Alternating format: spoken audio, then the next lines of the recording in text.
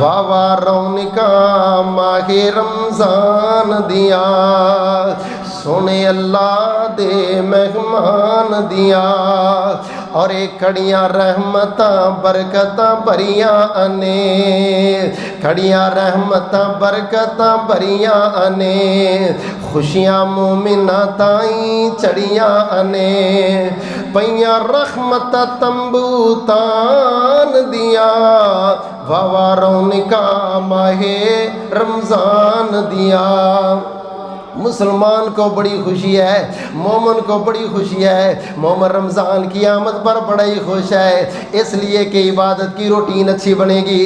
اللہ اکبر کبیرہ۔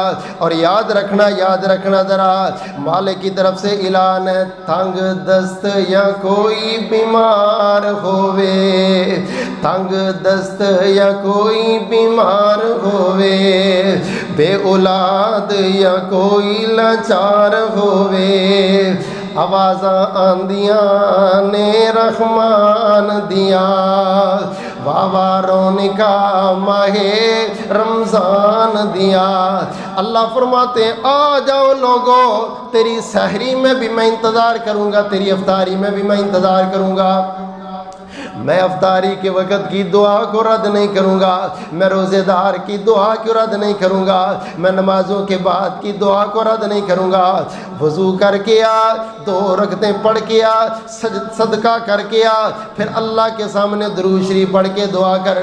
میرے پاک نبی صلی اللہ علیہ وسلم نے فرمایا بندہ جو بھی مانگے اللہ کبھی رد نہیں کریں گے۔ ماہ رمضان روزے کا مہینہ، قرآن کا مہینہ، دعاؤں کا مہینہ ہے۔ کوئی دن خالی نہ جائے جس دن میں اتنا لمبا سجدہ کر لوں کہ میرا دل کہہ دے کہ نہیں بھئی اللہ نے معافی کا اعلان کر دیا۔ ہاتھ اٹھا کے میں اپنے رب سے زندگی کی ساری ضرورتیں مانگ لوں۔